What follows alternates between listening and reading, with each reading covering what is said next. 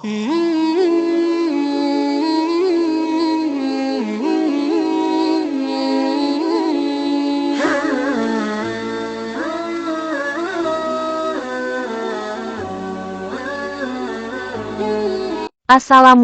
warahmatullahi ta'ala wabarakatuh.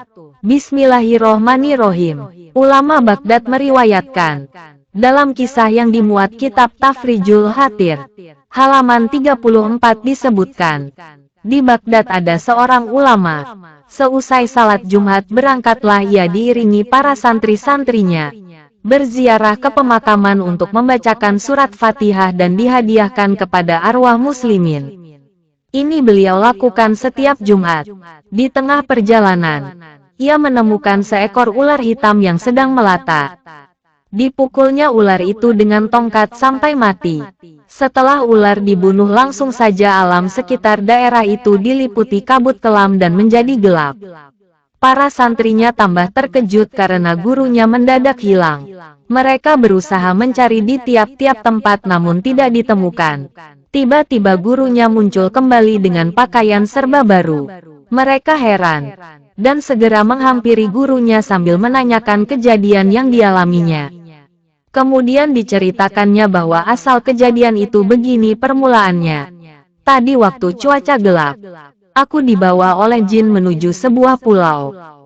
Lalu aku dibawa menyelam ke dasar laut menuju suatu daerah kerajaan jin. Dan aku dihadapkan kepada sang raja jin. Pada waktu aku bertemu, ia sedang berdiri di atas singgasana mahligai kerajaannya. Di hadapannya membujur sesosok mayat di atas panca persada yang sangat indah bentuknya. Kepala mayat itu pecah, darah mengalir dari tubuhnya. Sejurus kemudian sang raja jin bertanya kepada pengawalnya yang membawa aku, "Siapa orang yang kau bawa itu?" Para pengawalnya menjawab, "Inilah orang yang telah membunuh putra tuanku raja." Lalu Raja Jin menatap tajam padaku dengan muka marah. Wajahnya merah padam. Dengan geramnya Raja Jin menghardikku.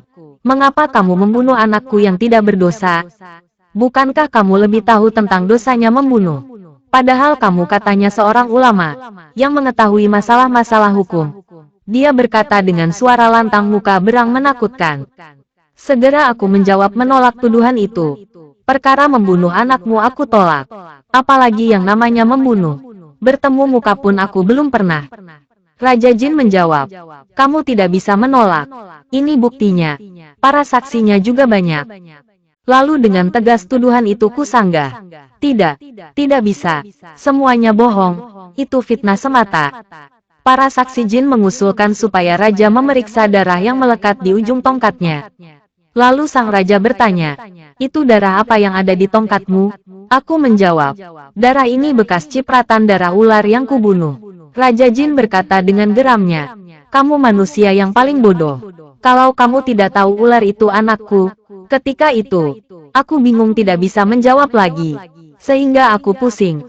Bumi dan langit terasa sempit karena sulit mencari jalan pemecahannya.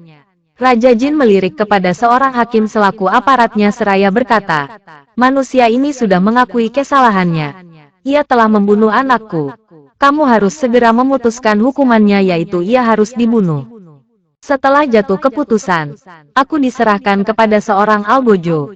Pada waktu kepalaku akan dipancung, algojo sedang mengayunkan pedangnya ke arah leherku.